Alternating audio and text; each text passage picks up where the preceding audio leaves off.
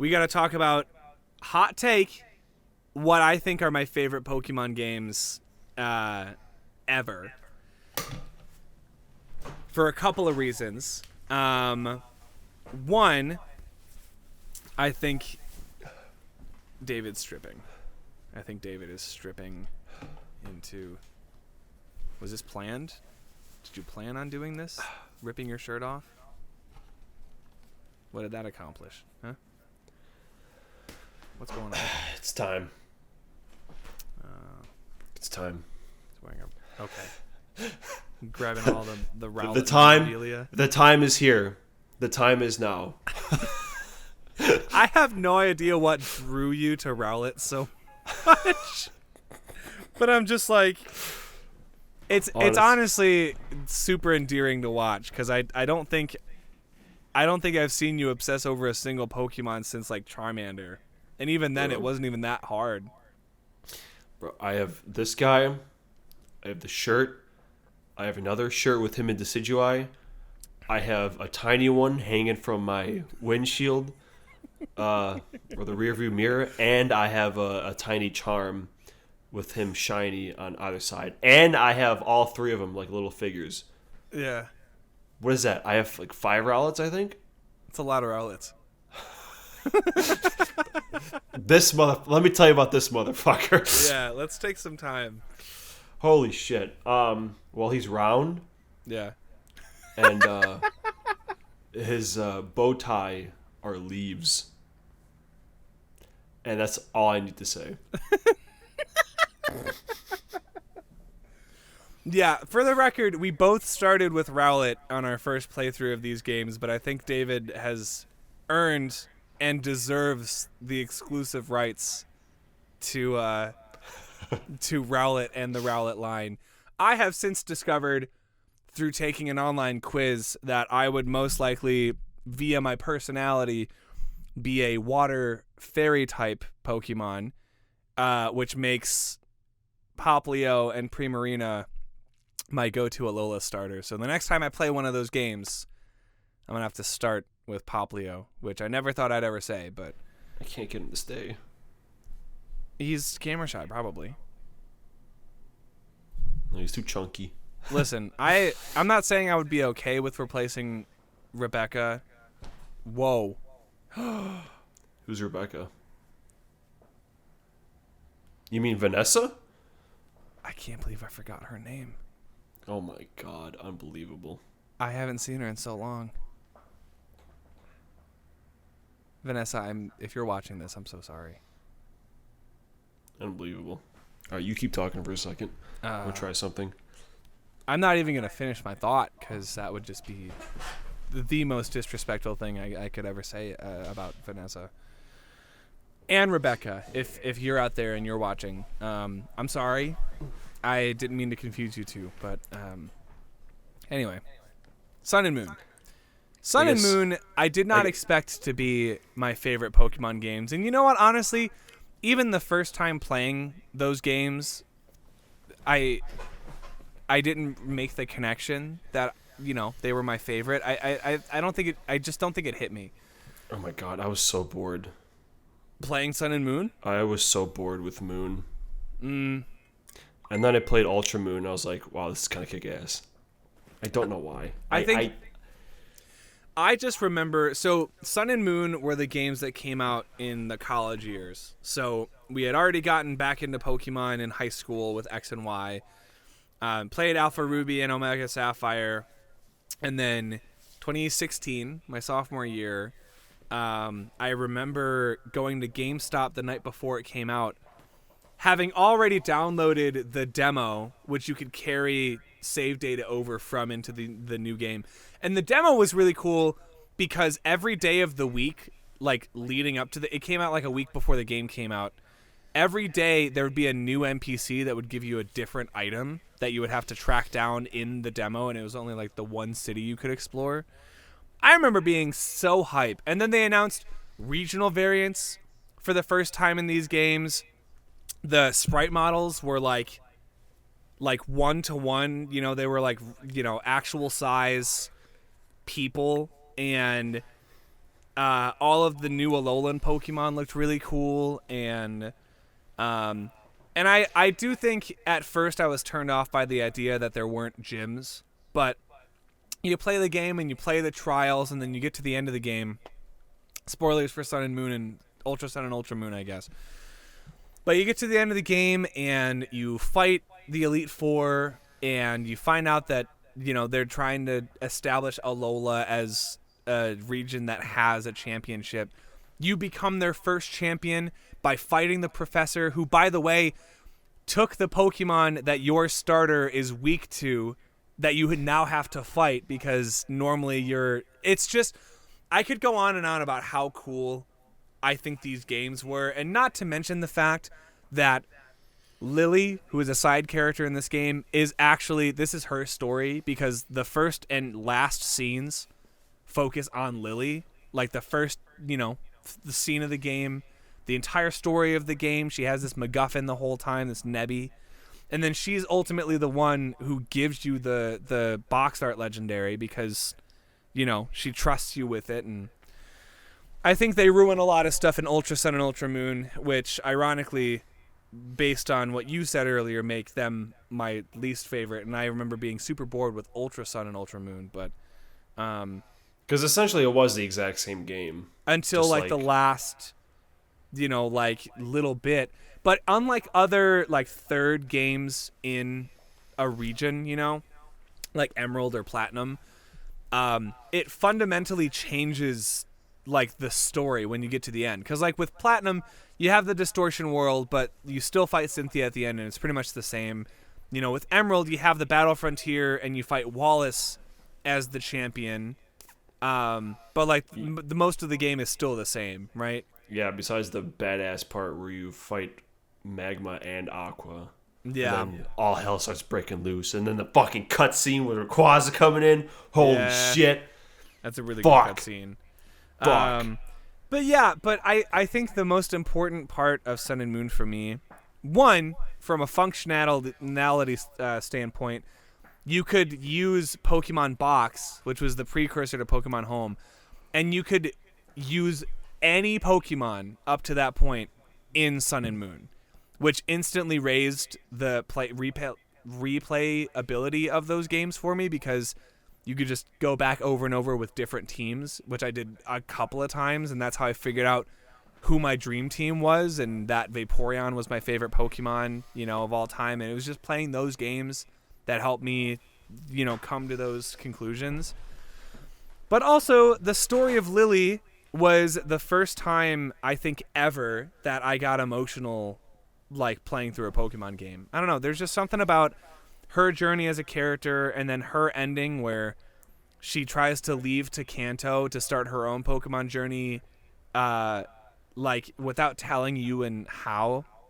And then you take the picture at the end together, and, like, the music that plays at the end credits is her theme song, you know, and it ends with, like, that Polaroid photo of all of you, and it's just, like, I don't know, it's really sweet.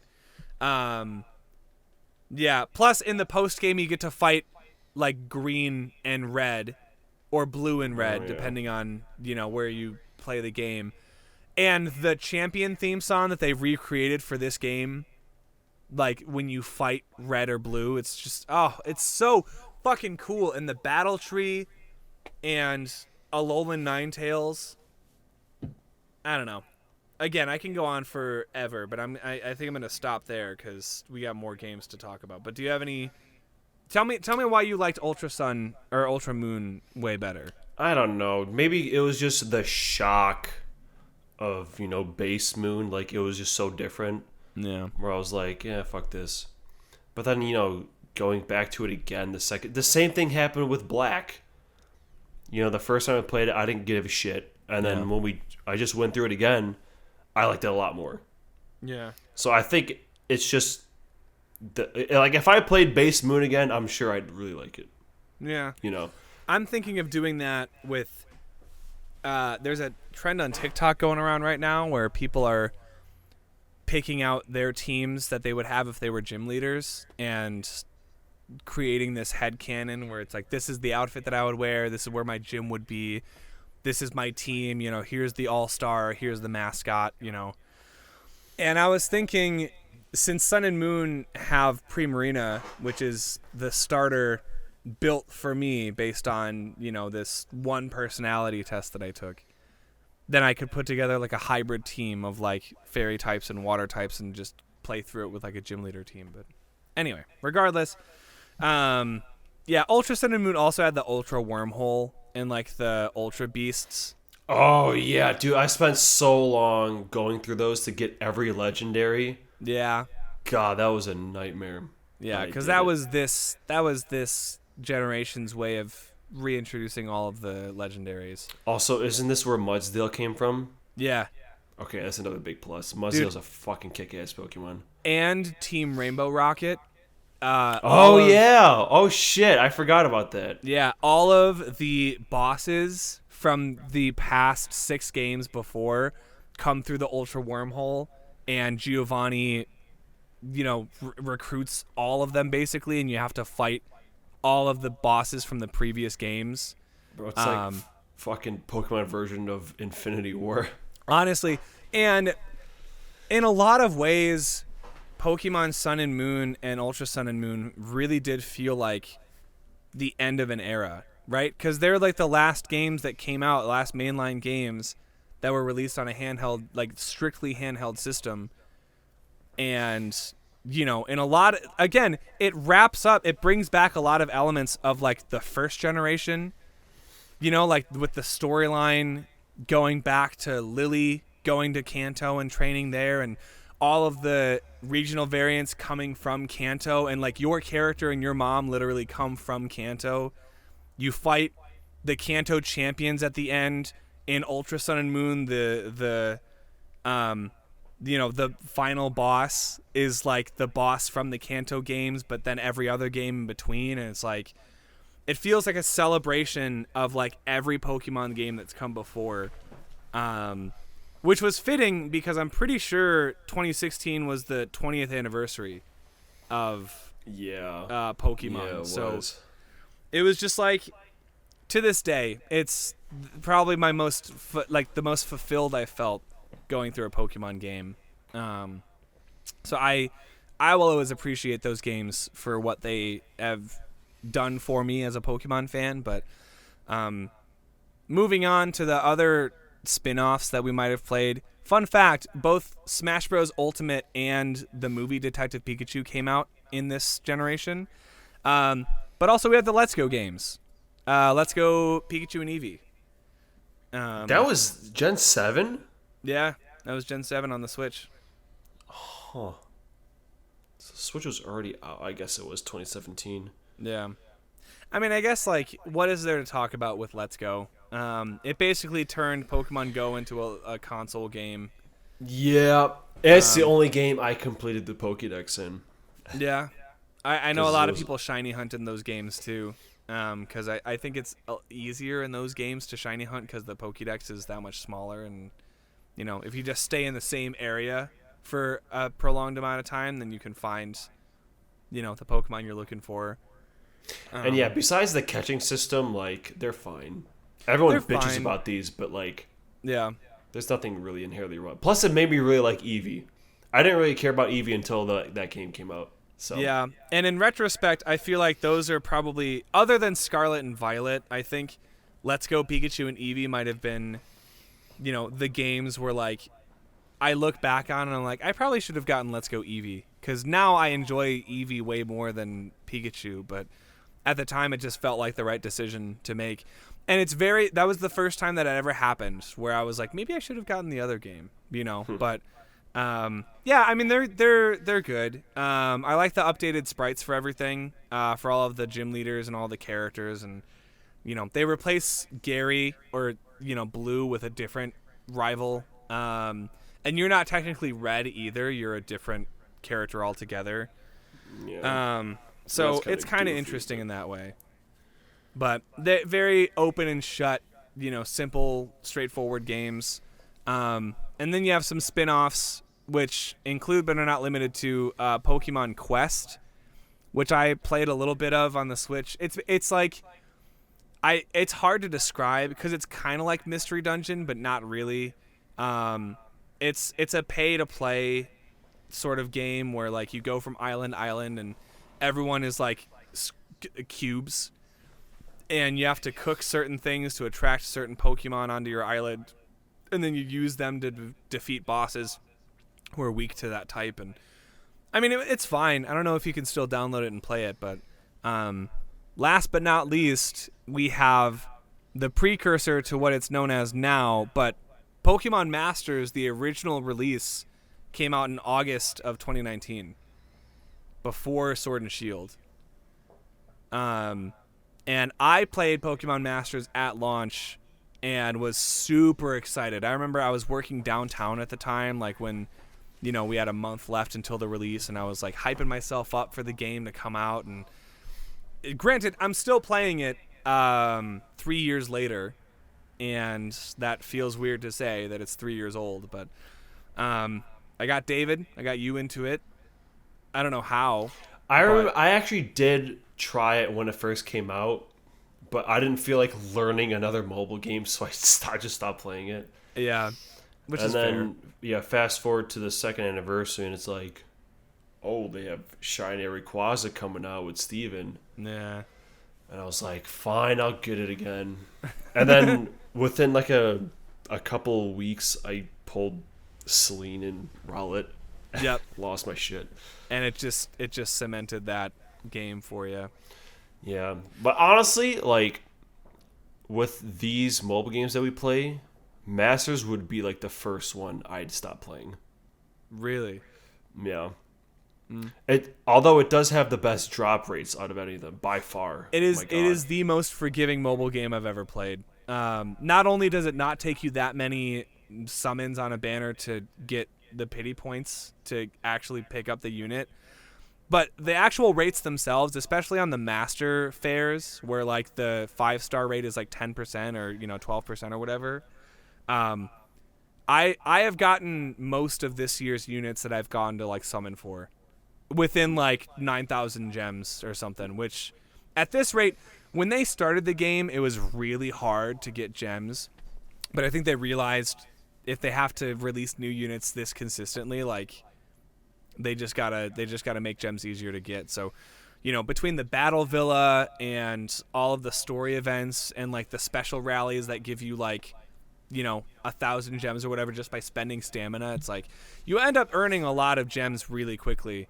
So it's that's what keeps me going too, is just how easy it is to get units. And also I'm a sucker for the voice acting, because they give voices to all of the characters and they're all in English, so it's like it makes those characters more personable, and like it really draws the focus to the actual like trainers and their signature Pokemon themselves, which I think is a really interesting aspect. So it's like now whenever I think of like Charizard, I'm like, oh yeah, that's like Red's Charizard, or like, is it Leon's Charizard, or yeah, it's really cool to just like solidify that, in my head. But you really wouldn't delete My Hero before Masters? Yeah. Why? I'm actually low-key kind of getting addicted to My Hero. Really? Yeah. Hell yeah. No, just because, like, I'm always, like, on clockwork. I'm like, I gotta get this, what's it called? When they, this patch. I'm like, I'm always trying to get this stamina to, like, level up motherfuckers and shit. Oh, yeah. And, yeah, just fighting... I'm sorry, Nick, but I'm fighting Gentle Criminal, like, a shitload of times. Yeah. To rack up those things, and then I'm about to get him like the DX piece, to bust him up even more. But like, yeah, I don't know. It's a lot. My problem with the Masters, it's so annoying to like fully understand, because with the sync grid, and like you got to know everyone's like all their abilities and what every move does, and it's just a pain in the ass. And sometimes I feel like it just does whatever the hell it wants. Yeah. Like, sometimes in some matches, like the Ho-Oh and Morty, they tank everything. Yeah. But sometimes they get one-shotted by a move that's not even weak to them. Right. You know, it's so random what the game does, and it's really annoying sometimes with that kind of shit. But yeah, at least the drop rates are really good. Drop rates are really good. And they put certain characters in new costumes too. I'm a sucker for seeing like color variations, so I like upgrading everyone to like EX rank and seeing their like alternate colors. But yeah, man. So that's Gen 7 in a nutshell. There are a couple of spin-offs that we just didn't play, and there are a lot of like movies that came out in this time. I know The Power of Us and I Choose You came out in Gen 9. Also Pokémon Tournament DX, which I said we would wait to talk about, but yeah, I mean, it's just Tekken, but it's a Pokemon game. I was really excited to get it, but like I didn't play it for very long because the fucking Shadow Mewtwo is impossible. It's dumb impossible, as shit. And much like Tekken, it is very technical. So like, it's not a fighting game that you can just like drop into and like play for very long, because like, you know, you gotta learn hitboxes and combos, and sometimes like the input has to be like a specific like window, and you know, it's Tekken, you know, so like Tekken is very technical. It's probably where they got the name from, but yeah. It is cool to play as like Decidueye and Scizor and Blastoise and all of these Pokemon.